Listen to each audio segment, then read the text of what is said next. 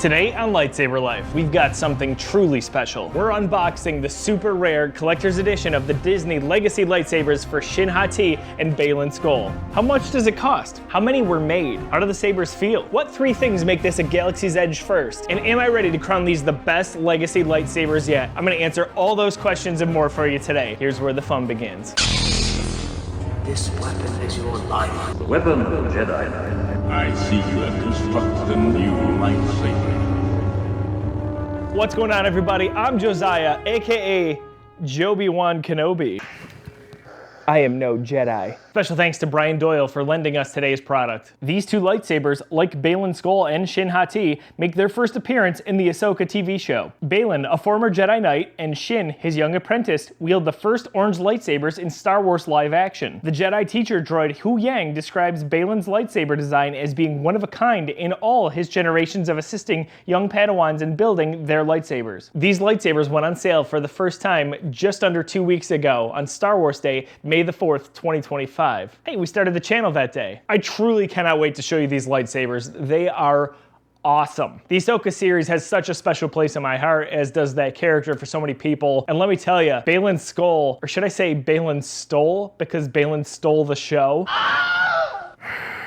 As of recording of this video, these lightsabers are still in stock. There are only 4,000 collector's editions made. You can get them at the Disney parks and on Disney Online. The retail cost is $400, which is a really good value because not only do you get this amazing box, you get both hilts and you get both blades. Now that being said, let's tear into this box and see what we got going on here. Beautiful detail on this. If we look up close, we've got kind of the blue lines here. We've got Orabesh here all the way across and kind of this faded gold. But what I really love and is so intricate about this design is this is the map that we see in the Ahsoka credits and on the planet Cetos. It's pretty nice. It's magnetic here, so you can kind of flip this lid open here, and this is where you pull up and you've got your lightsabers right inside. And up close here, we've got our certificate of authenticity. It's gonna tell us which number this is out of 4,000. So we got 2,056 here. Then you've got a really awesome quote. I think this is one of the best quotes in anything Disney Star Wars has done. It's Baylan Skoll saying, "This is a land of dreams and madness. Children's stories come to life." And then you've got one from Shin as well. It says, "I know no such stories." It's just so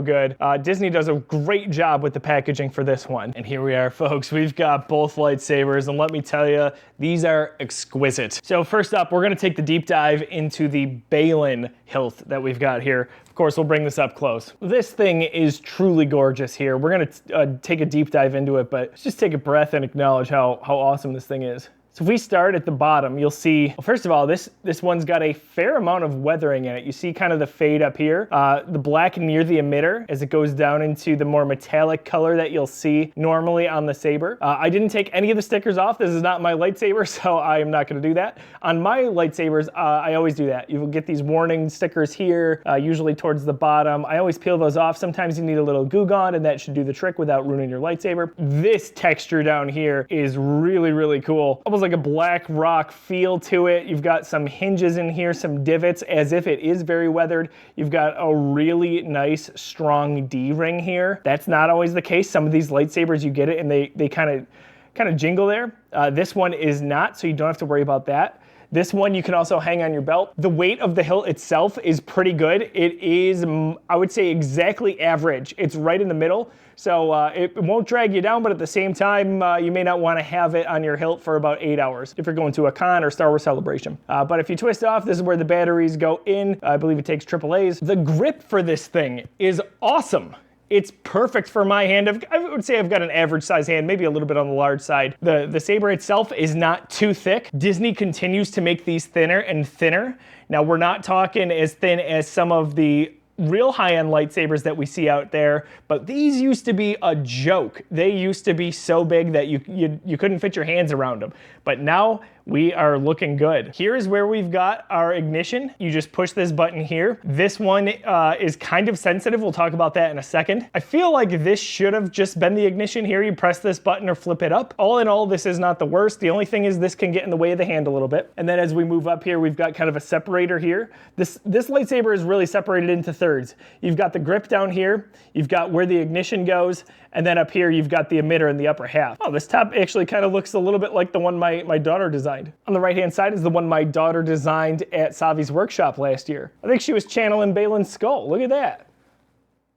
Really proud of her. And so up top here, you've got, I love the prongs here. There's something about this saber that screams just like Baylan himself, where he's got the orange saber and he's not really a Sith, but he's not really a good guy either. This saber is conflicted as well, as it gets darker and darker as you go up, and you've got kind of these spikes on the outside. Very unique. It's got a unique blade plug as well. This one dark blue, this just comes out. On most Disney sabers, at least everyone that I can remember so far, they all had these kind of just these all generic blade plugs. Here, I'll show you this. So here's the Ahsoka one.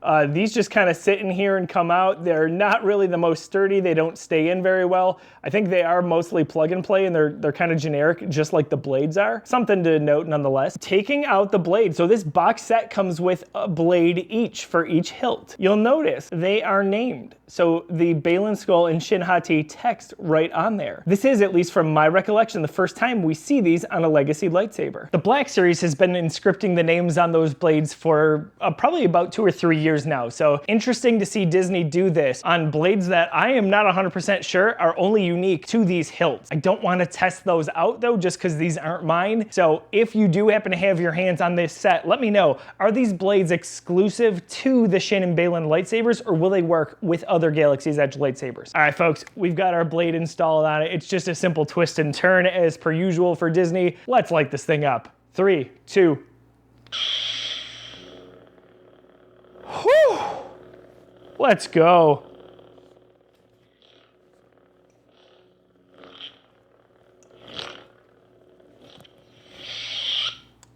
That is beautiful. As you can see, I accidentally just turned this off.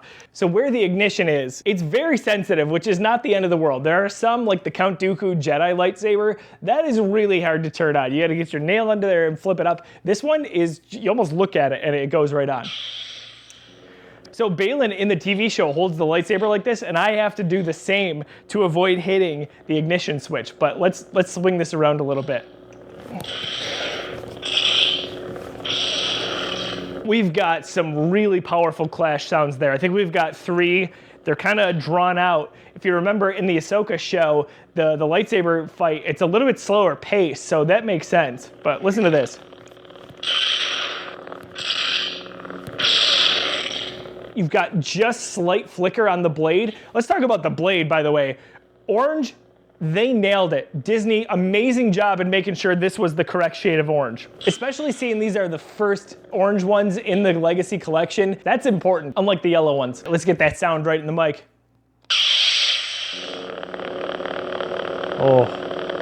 It's got a nice purr to it. It's not like the Darth Maul, where the Darth Maul is pure motorcycle. That's what it sounds like. It's crisp. This has a little bit of that, but with a lower hum. It is screen accurate, and I'll say, I remember thinking back and watching the show, Baylan's lightsaber is kind of quiet on screen. It's not aggressive sounding. It's almost calm with that purr that I'm mentioning here, and it's accurate. Talk about sensitivity here.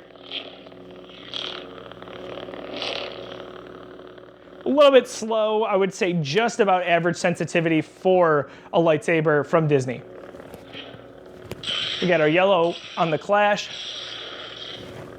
And last but certainly not least, we are gonna take an up close look at Shin Hati's hilt. I'm truly blown away at how good these came out. In the lead up to them releasing on May the 4th, I had heard some rumors that the Shin hilt in particular was really thick. I can tell you, it's not. They did a really nice job with this. Take a look here again at the bottom. You've got some stickers on here that I would take off. Got the bottom with some good ventilation for the sound to come through, nice and loud. Got another strong D-ring so you can hang that right on your hilt. That twists off just like the Baylan one for the batteries. Getting into the middle third here, you've got your ignition switch right here. Nice and easy, perfect spot for it. Also not one that I think you're accidentally gonna bump into too much. One thing I will say, you've got kind of the wrapping here. If I'm not mistaken, I think in the show, it's a little bit more akin to Rey's wrapping on her yellow lightsaber from End of Rise of Skywalker, where it's almost like a cloth. I would have liked to have seen that here, but this still does the job. It's got a decent enough grip to it. It's so varied. The level of detail here, again, Disney has outdone themselves. You've got a grip here, as well as a little bit of color in between there. You've got kind of this last guard here before you get to the emitter. Again, the emitter,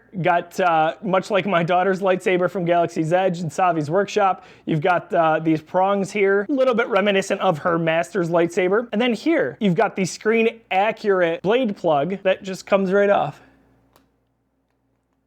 Just like that. Sits in there much more snug than most of the Legacy lightsaber caps. And again, the blade that comes along with this says Baylan Skoll Shin Hati. These are interchangeable. Put that down and twist, and we're gonna ignite this one in 3, 2. Oh, it just never gets old, folks.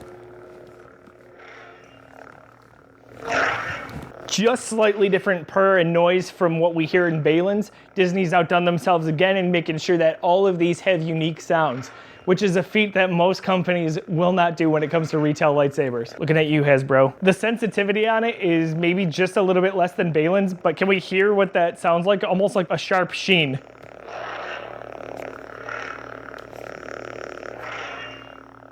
Oh, I love that.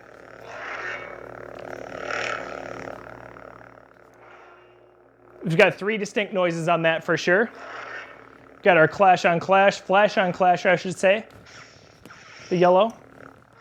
Spins really nice. The Baylan one spins really nice too if your hand is in the right spot. If it's in the middle third there, you're gonna turn it off accidentally, I promise you. But Shin's here, look, my hand is right over the ignition. Doesn't matter. All right, let's do this one right into the mic.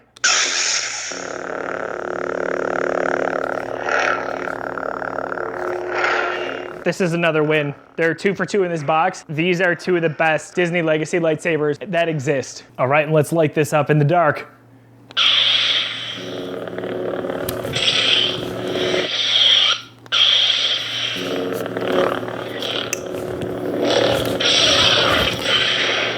Epic.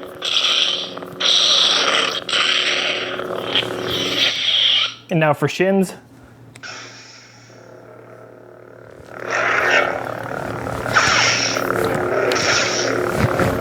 You'll notice that I kept accidentally turning off Baylan's and I was just trying to play it cool.